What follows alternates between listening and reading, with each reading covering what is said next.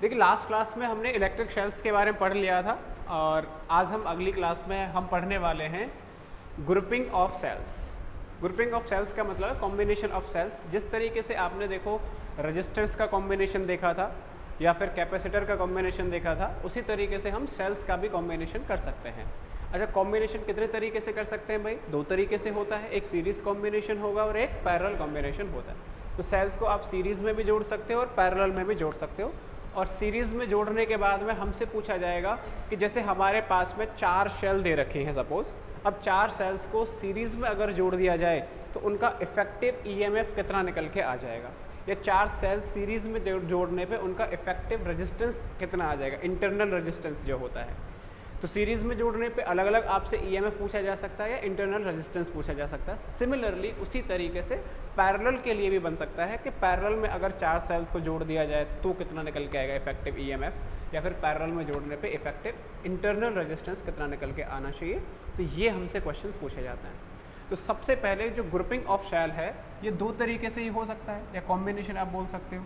एक तो क्या होगा हमारा भाई सीरीज़ कॉम्बिनेशन, कौन सा है, सीरीज़ कॉम्बिनेशन, और दूसरा हमारा कौन सा होगा भाई, पैरेलल कॉम्बिनेशन। तो पैरेलल कॉम्बिनेशन क्या है या सीरीज़ कॉम्बिनेशन क्या है, इस चीज़ को हम समझेंगे। सीरीज़ कॉम्बिनेशन का मतलब होता है ऐसा कॉम्बिनेशन जहाँ पे इलेक्ट्रिक करंट की वैल्यू क्या होती है, सेम होती है। और पैरेलल कॉम्बिनेशन का मतलब होता है जहाँ पर पोटेंशियल डिफरेंस की वैल्यू कैसी होती है भाई, सेम होती है। तो यहाँ पे पोटेंशियल डिफरेंस सेम होगा, कहीं भी 2 सेल्स के बीच में या 3, कितनी भी सेल्स हो सकती हैं, तो पोटेंशियल डिफरेंस सेम होगा। यहाँ पर क्या सेम होता है, इलेक्ट्रिक करंट सेम होना चाहिए। उसी को हम सीरीज़ कॉम्बिनेशन या पैरेलल कॉम्बिनेशन के नाम से समझ सकते हैं। तो करते हैं इसी को। सबसे पहला है series combination of cells of different EMFs and internal resistance. तो आपको डिफरेंट ईएमएफ या इंटरनल रेजिस्टेंस की सीरीज़ मतलब सेल्स दे रखी है, उनको अगर सीरीज़ में जोड़ दिया जाए तब नेट ईएमएफ कितना निकल के आएगा या नेट इंटरनल रेजिस्टेंस कितना निकल के आएगा, ये हमें पूछा जाएगा। तो देखो कैसे करेंगे, ध्यान से समझना है भाई, रटना बिल्कुल भी नहीं है, अच्छे से समझते हुए करेंगे। मैंने मान लिया मेरे पास एक सेल ये हो गई जिसका ईएमएफ मैंने मान लिया E1 है, इंटरनल रेजिस्टेंस R1 दे रखा है।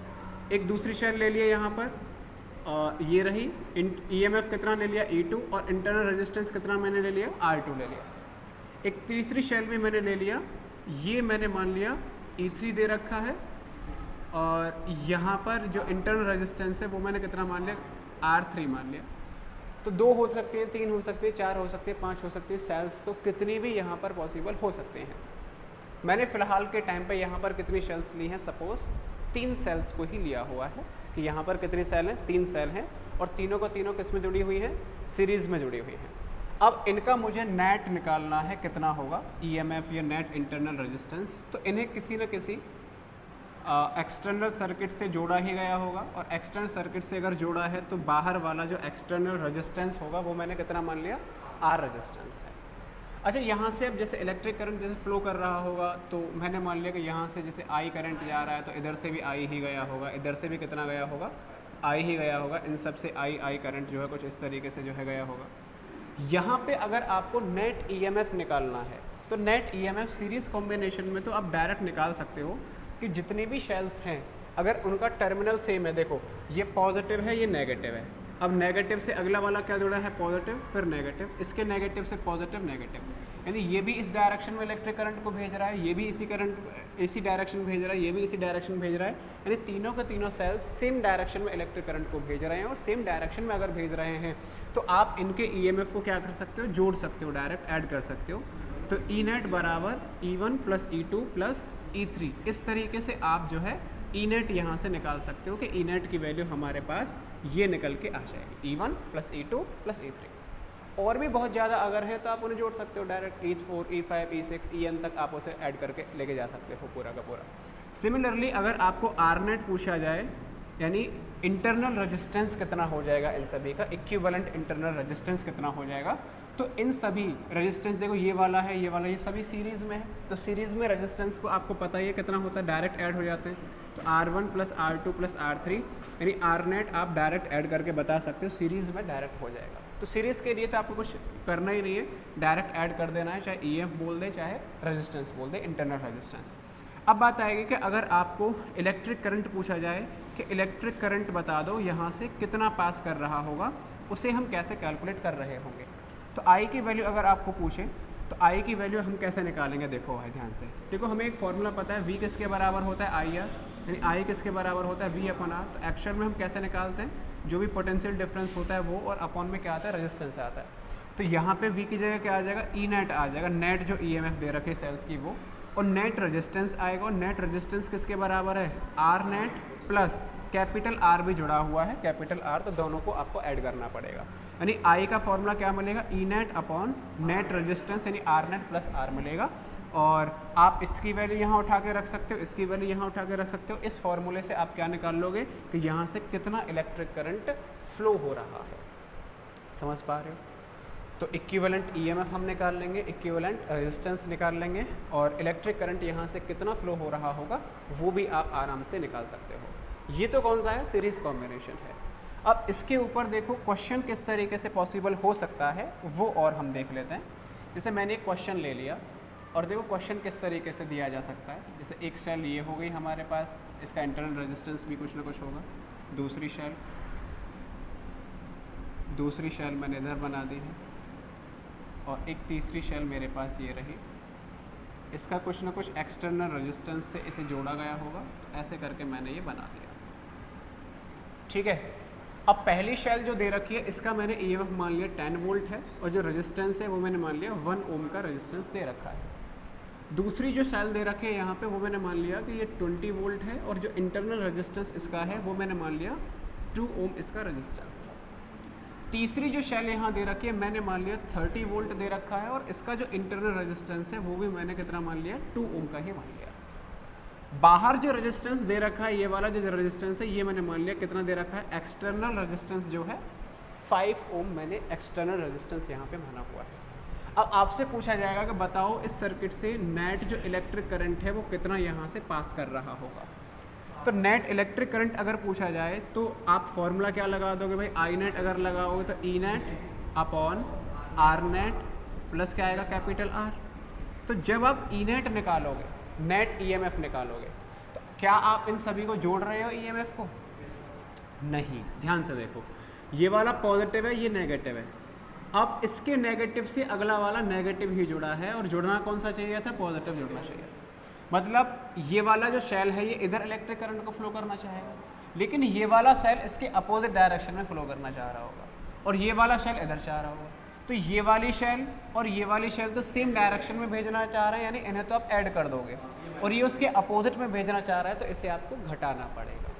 तो यहाँ पे आके बच्चे जनरली, ज़्यादातर बच्चे यहीं पे आके मिस्टेक कर देते हैं कि सीधा सीधा उन्हें क्या आदत पड़ी हुई, तो जोड़ने की आदत पड़ी हुई होती है, तो सीधा सीधा वो ऐड कर देते हैं। ऐड नहीं करना है, आपको टर्मिनल देखना है। ऐड तब कर सकते थे जब यहाँ पे ये पॉजिटिव ही होता, इधर ही इलेक्ट्रिक करंट जा रहा होता, तब आपको सीधा सीधा ऐड कर देना है। अब ये दोनों सेम डायरेक्शन में, यानी इन दोनों को ऐड कर दो, और इसको घटाना पड़ेगा क्योंकि अपोजिट डायरेक्शन भेज रहा है। यानी ईएमएफ इसका कितना है 10 माइनस क्या लिखोगे 20 प्लस क्या लिखोगे 30 अपॉन आर नेट अगर हम निकालें तो 1 + 2 + 2, यानी 1 + 2 + 2, ये तो इंटरनल रेजिस्टेंस हो गया, प्लस एक्सटर्नल कितना दे रखा है 5 दे रखा है, तो प्लस यहाँ पर 5 आप ऐड कर सकते हो। और अगर हम इसे सॉल्व करके देखें तो देखो कितना मिलेगा, ये आ रहा है 40 में से 20 गए तो कितना बचा 20, अपॉन में ये कितना आ रहा है भाई 10, यानी इलेक्ट्रिक करंट आ गया 2 एम्पियर। तो कितना आंसर आ गया हमारा 2 एम्पियर इलेक्ट्रिक करंट यहाँ से पास कर रहा होगा। तो याद रखेंगे भाई सीरीज़ के लिए डायरेक्ट कर सकते हैं, कोई ज़्यादा कोई खास बात नहीं, बस टर्मिनल को आप ध्यान से देखोगे अगर न्यूमेरिकल आ रहा है तो। अगला जो है हमारा वो है अच्छा, इसमें 1-2 पॉइंट आप देख सकते हो सीरीज़ के लिए। The rule of series combination can clearly be extended to any number of cells। यानी पहला रूल जो होता है वो क्या कहता है, the equivalent EMF series combination of n cell is same as the sum of their individual cells। अच्छा, अगर n cells दी जाए तो n सेल आपको दे रखी हो, तो n सेल्स के लिए अगर आपको टोटल इक्विवेलेंट रेजिस्टेंस EMF निकालना तो क्या हो जाएगा भाई, सम ऑफ इंडिविजुअल EMFs। तो जितनी भी EMF दे रखी है, जितनी भी सेल दे रखी है, उन सभी का EMF आप डायरेक्ट क्या कर सकते हो, ऐड कर सकते हो, उनका सम ले सकते हो, सम लेके ही आपको आ जाएगा आंसर। अगला है, अगला वाला अगर आप निकालो, the equivalent internal resistance of series combination of N cell is the same as the sum of their internal resistance. यानी अगर आपको ई नेट निकालना है, ई नेट अगर आपको निकालना है यहाँ पे, तो ई नेट किसके बराबर आ जाएगा, E1 plus E2 plus E3। अगर n दे रखी है तो कितना लगा दोगे भाई आप यहाँ पे, प्लस En जोड़ दोगे। सिमिलरली अगर आपको आर नेट निकालना है तो क्या हो जाएगा, R1 plus R2 plus R3। कितनी शेल्स दे रखे हैं n, तो यहाँ पे क्या आ जाएगा, Rn आ जाएगा। इस तरीके से हम ये दोनों चीज़ें आराम से सॉल्व कर सकते हैं, निकाल सकते हैं। क्लियर है? तो सीरीज़ कॉम्बिनेशन में वही पॉइंट है जो अभी हम पढ़ के आए हुए हैं। अगला है advantage of series combination. Series combination के फ़ायदे देखो क्या है। पहला फ़ायदा तो ये है कि अगर आपको लार्ज ईएमएफ चाहिए तो आप जो है सीरीज़ कॉम्बिनेशन को लगा सकते हो, क्योंकि यहाँ पर ईएमएफ क्या हो जाता है, बढ़ जाता है। ईएमएफ बढ़ जाता है क्योंकि सेल्स को आप सीरीज़ में जोड़ रहे हो तो इफेक्टिव ईएमएफ बढ़ रहा है, दोनों ऐड हो रहे हैं, 2 हो 3 हो 4 हो, ऐड होते जा रहे हैं। तो लार्ज ईएमएफ अगर आपको चाहिए तो आप सीरीज़ में जोड़ सकते हो। दूसरा क्या होता है सीरीज़ में जोड़ने का advantage, when internal resistance is negligible compare to external. तो यहाँ पर क्या होता है कि अगर आपका इंटरनल रेजिस्टेंस जो है नेग्लिजिबल है कंपेयर टू एक्सटर्नल रेजिस्टेंस, तो यहाँ से आप ठीक ठाक लेवल का इलेक्ट्रिक करंट यहाँ से जनरेट कर सकते हो। क्या कर सकते हो, इलेक्ट्रिक करंट जो है ज़्यादा अमाउंट में जनरेट किया जा सकता है। ठीक है ना, तो इस तरीके से आप बोल सकते हो। तो ये है पूरी कहानी। नेक्स्ट आगे चलते हैं। Parallel combination of cells of different EMFs and internal resistance. तो पैरेलल कॉम्बिनेशन अगर दे दिया जाए तब हम क्या करेंगे, ध्यान से देखना। इसका डेरिवेशन थोड़ा सा बड़ा है और डेरिवेशन पूछ लिया जाता है कभी कभी, तो आपको आना चाहिए डेरिवेशन किस तरीके से हो रहा होगा। ठीक है, ये तो देखो करते हैं ऐसे 1 बाय 1। तो मैंने यहाँ पर पहला शेल जोड़ दिया, ये मेरे पास दूसरा शेल है और ये मेरे पास तीसरा शेल है। E1 R1 E2 R2 E3 R3 इस तरीके से मैंने जोड़े हुए हैं यहाँ पे। और यहाँ पे एक्सटर्नल रेजिस्टेंस मैंने कितना जोड़ दिया, R। तो एक्सटर्नल रेजिस्टेंस R है और ये सारी चीज़ें आपको दे रखी है, E1 R1 E2 R2 E3 R3 और ये कैपिटल R दिया हुआ है। अब हमें क्या निकालना है, यहाँ पे नेट इफेक्टिव चाहिए हमें कि कितना ईएमएफ आ रहा होगा और कितना यहाँ से नेट आर नेट की वैल्यू कितनी आ रही होगी। तो देखो कैसे निकालेंगे। मैंने मान लिया यहाँ से I करंट जा रहा है, इधर कितना चला गया I1, ये E1 था, और इधर कितना चला गया I2 और इधर कितना चला गया I3। तो मैं ऐसा कह सकता हूँ कि I बराबर हो जाएगा I1 plus I2 plus I3, बोल ही सकते हैं। अब हम एक फॉर्मूला जानते हैं, V किसके बराबर होता है भाई, E माइनस IR होता है।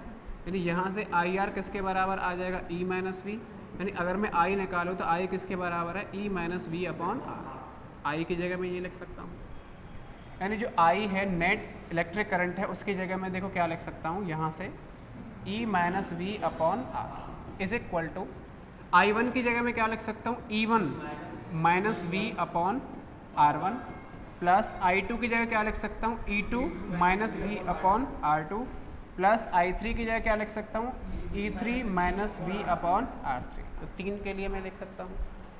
अब देखो EMF वाले टर्म को अलग लिख लेता हूँ, V वाले टर्म को अलग लिख लेता हूँ। ध्यान से देखो यहाँ पे, तो ये ऐसा आ जाएगा E minus R upon V minus R।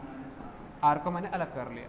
इधर से क्या मिल जाएगा भाई, E1 upon R1 minus V upon R1। ठीक है, इधर क्या मिल जाएगा, E2 upon R2 minus V upon R2, और यहाँ पे क्या मिलेगा, E3 upon R3 minus V upon R3। अब आप ध्यान से देखो, E वाले टर्म को मैं एक साथ लिख सकता हूँ, E1 E2 E3, और V वाले को मैं एक साथ लिख सकता हूँ। तो हाँ, तो दोनों को फिर हम कंपेयर करके देख ही लेंगे। देखो क्या मिलेगा, E upon R minus V upon R लिखा हुआ है, E upon R minus V upon R लिखा हुआ है। अब मैं E वाले टर्म को सेपरेट कर रहा हूँ, ध्यान से देखना। E1 upon R1 E2 upon R2 ये वाला हमें मिलेगा यहाँ से। अगर हम कंपेयर यहाँ से करना चाहें तो आप जो है देख सकते हो कि कुछ इस तरीके से यहाँ से अगर आप सभी चीज़ों को कंपेयर कर रहे होंगे तो कुछ इसी तरीके से आ रहा होगा। और मैं यहाँ पर लिख सकता हूँ, देखो E1 upon R1 plus E2 upon R2 plus E3 upon R3। इस तरीके से ये आपको E वाला टर्म यहाँ से ये मिलेगा। देखो ध्यान से, ई वाला टर्म आपको ये मिलेगा, E1 वाला, E2 वाला, E3 वाला। अच्छा वी वाले टर्म को अगर हम देखें तो वी वाला है, माइनस अगर मैं कॉमन ले लूँ यहाँ से, तो माइनस अगर मैं कॉमन लेके जाऊँ तो v कॉमन आ रहा है 1/r1 plus 1/r2 plus 1/r3, इस तरीके से ये मिलेगा। क्लियर है यहाँ से? अब आप दोनों टर्म्स को कंपेयर कर सकते हो। कंपेयर करने का मतलब देखो, ध्यान से देखिए आप यहाँ पे, ई वाला इसके बराबर होगा और वी वाला टर्म इसके बराबर होना चाहिए, दोनों इक्वेशन तभी बराबर होंगी। यानी मैं ऐसा लिख सकता हूँ, पहले v वाले टर्म को अगर कंपेयर करूँ तो v से तो v कैंसिल हो रहा है, यानी मैं लिख सकता हूँ कि 1/r किसके बराबर आ रहा है, कि बाहर सभी को बंद कर दो जाके, हाँ इसे भी कर दे रहे हैं ऐसे, तो ये क्या आ जाएगा 1/r किसके बराबर मिलेगा, 1/r1 प्लस 1/r2 प्लस क्या मिलेगा भाई 1/r3 मिलना चाहिए, यही मिलना चाहिए। तो आपने यहाँ से ये वाली चीज़ तो निकाल ली, हाँ ये वाली चीज़ तो निकाल ली कि 1/r किसके बराबर आ रहा है 1/r1 plus 1/r2 plus 1/r3 करके। अब आप EMF वाले को अगर कंपेयर करना चाहोगे, ध्यान से देखो, E वाले को कंपेयर करोगे तो E/r किसके बराबर आ रहा है, E1/r1, E2/r2, E3/r3। यहाँ से E अगर मैं निकालूँ E नेट, तो आप ध्यान से देखो R ऊपर जा रहा है, यानी ये आ जाएगा R E1/r1 plus E2/r2 plus E3/r3, यही आ रहा है। R को मैं यहाँ पे ऐसा लिख सकता हूँ कि E1/r1 plus E2/r2 plus E3/r3 divide by 1/r, और इसकी वैल्यू 1/r की वैल्यू चाहो तो आप यहाँ लिख सकते हो। यही किसका फॉर्मूला मिल जाता है हमें, ई नेट का फॉर्मूला निकल के आ जाता है। तो बस आपको ई वाला टर्म ये वाला और ये वाला कंपेयर करना है, वी वाला और वी वाला टर्म कंपेयर करना है। कंपेयर करके आपने ई वाले से तो ये निकाल लिया कि ई किसके बराबर है, आर, E1/r1, E2/r2, E3/r3। तो यहाँ से R को क्या लेके जा सकते हो, नीचे लेके जा सकते हो 1/r1, और इस वैल्यू को यहाँ पे पुट करके ई नेट निकाल लोगे। ठीक है, तो इस तरीके से हो जाता है। तो सीरीज कॉम्बिनेशन, पैरेलल कॉम्बिनेशन का नेट EMF पता चल गया, R नेट पता चल जाएगा यहाँ से, और सीरीज में भी हमने निकाल लिया है। ठीक है,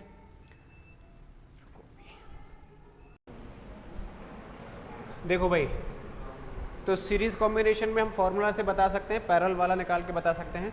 अब यहाँ पे आप इस तरीके से भी कर सकते हो कि अगर, ध्यान से देखो, n identical sales series combination में आ जाएं या पैरेलल कॉम्बिनेशन में आ जाएं, तब आप किस तरीके से निकालोगे। तो मैं यहाँ निकाल रहा हूँ n identical cells in series. ध्यान से देखो भाई, तो सीरीज में अगर n सेल जोड़ दिया जाए तो मान लेते हैं प्रत्येक का EMF कितना है, E है, और इंटरनल रेजिस्टेंस कितना दे रखा है, R दे रखा है। तो उनका अगर मैं ई नेट निकालना चाहूँ तो सीरीज़ में अगर ई नेट निकालेंगे तो ई एस से मैं रिप्रेजेंट कर रहा हूँ, तो क्या आएगा भाई, देखो E1 plus E2 plus E3, कितनी बार जोड़ना है इसे, आपको n टाइम्स ऐड कर देना है। अगर n टाइम्स ऐड करोगे तो बताओ कितना मिलेगा, ये n e के बराबर हो जाएगा। तो n शेल अगर सीरीज़ में जुड़ी हुई है तो कितना हो जाएगा, वो n e के बराबर मिल जाएगा। सिमिलरली अगर आप रेजिस्टेंस को निकालोगे तो R1 plus R2 plus R3 plus R4, कितनी बार जोड़ोगे आप इसे भी, n टाइम्स जोड़ोगे। तो n टाइम्स अगर आप इसको भी ऐड करना चाहोगे तो ये भी कितना निकल के आ जाएगा, nr के बराबर निकल के आएगा। कितना आ जाएगा, nr।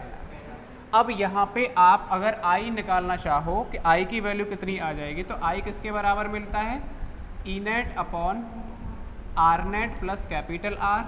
तो ई नेट कितना निकल के आया है मेरे पास, एन ई के बराबर। आर नेट कितना निकल के आया है, एन आर, प्लस में आर हो जाएगा। तो इस तरीके से यहाँ पर आई निकल के आ जाता है अगर एन सेल्स सीरीज में जोड़ी जाए तो। ठीक है, सिमिलरली आप निकाल सकते हो कि अगर एन सेल पैरेलल कॉम्बिनेशन में जोड़ दी जाए तो N identical cells in parallel, अगर पैरेलल कॉम्बिनेशन में जोड़ दी जाए तब देखो किस तरीके से निकालेंगे। ध्यान से देखो, पैरेलल में अगर हम जोड़ेंगे तो अगर मैं रेजिस्टेंस वाला फॉर्मूला देखूं तो 1/r, RS कितना आ जाएगा, 1/r plus 1/r plus 1/r। कितनी बार जोड़ना पड़ेगा ये भाई, n टाइम्स जोड़ना पड़ेगा। ये होता है पैरेलल के लिए। तो 1/RS कितना मिलेगा, R LCM 1 प्लस 1 प्लस 1, तो कितना आ जाएगा n, यानी RS कितना निकल के आ जाएगा यहाँ से, R/n के बराबर आ रहा है। ये हम पहले रेजिस्टेंस को निकाल चुके थे, लेकिन हमें क्या चाहिए, EMF चाहिए। तो EMF का फॉर्मूला मैंने अभी आपको यहाँ पे बताया था। EMF का फॉर्मूला देखो कितना निकल के आ रहा है, EMF का फॉर्मूला आ रहा है E1/R1 plus E2/R2 plus E3/R3 upon में 1/R नेट हमारा निकल के आ रहा है, जो 1/R नेट यहाँ पे आ रहा था। तो इसी का हम यूज़ करके कर सकते हैं। ध्यान से देखेंगे आप इसे कैसे करेंगे। देखो E नेट का फॉर्मूला था E1/R1 plus E2/R2 plus E3/R3। ये ऐसे करके कितनी बार आ रहा था, En/Rn तक जा रहा है, अपॉन में 1/R नेट आ रहा था। अब यहाँ पे आइडेंटिकल सेल दे रखी हैं, तो वैल्यू कितनी हो जाएगी, E/R plus E/R plus E/R plus E/R। कितनी बार जोड़ रहे हैं आप इसे, n टाइम्स जोड़ रहे हैं अगर आइडेंटिकल सेल के लिए निकाल रहे हो। 1/R नेट कितना आ रहा है, 1/R नेट आपका आ रहा है n/R के बराबर, तो ये n/R के बराबर मैंने यहाँ पुट कर दिया। तो E net is equal to R LCM आ रहा है, E प्लस ई कितना हो जाएगा, NE, अपॉन में क्या आ रहा है, n/R। R से R कैंसिल, N से N कैंसिल, तो E नेट कितना निकल के आ गया है, E के बराबर ही आ गया है। E नेट कितना आ गया, E के बराबर ही आ गया। ये बहुत सिंपल सा रिजल्ट है और आपको याद रखना है। देखो इसका मतलब समझ रहे हो आप क्या है, कि जैसे आपको दे दी जाए कि 100 सेल हैं आपके पास, कितने सेल दे दिए हैं, 100। बोला गया है कि 100 हमारे पास में सेल हैं और उनका EMF दे रखा है 20 वोल्ट है प्रत्येक का EMF, और इंटरनल रेजिस्टेंस दे दिया कि 1 ओम उनका इंटरनल रेजिस्टेंस है। तो 100 सेल्स को जिनका 20 वोल्ट की है और 1 ओम इंटरनल रेजिस्टेंस है, उनको अगर आप पैरेलल में जोड़ रहे हो तो नेट उनका EMF कितना आ जाएगा, तो कितना होगा, 20 वोल्ट के बराबर ही होगा। जो एक का है वही सबका होगा, 1 हो 2 हो 3 हो 4 हो कितनी भी हो उससे कोई फ़र्क नहीं पड़ेगा, पैरेलल में जोड़ने पे उतना ही रहता है जितना एक का होता है। कब, जब आइडेंटिकल सेल होती है। तो आइडेंटिकल सेल के लिए भी मैंने बता दिया है कि आइडेंटिकल सेल में आप किस तरीके से निकाल सकते हो, ठीक है ना। तो आप यहाँ तक इसे पूरा नोट कर लीजिए, बाकी अगली क्लास में इनके ऊपर हम क्वेश्चंस करेंगे, किस किस तरीके के क्वेश्चंस यहाँ पे बनने वाले होंगे, ठीक है।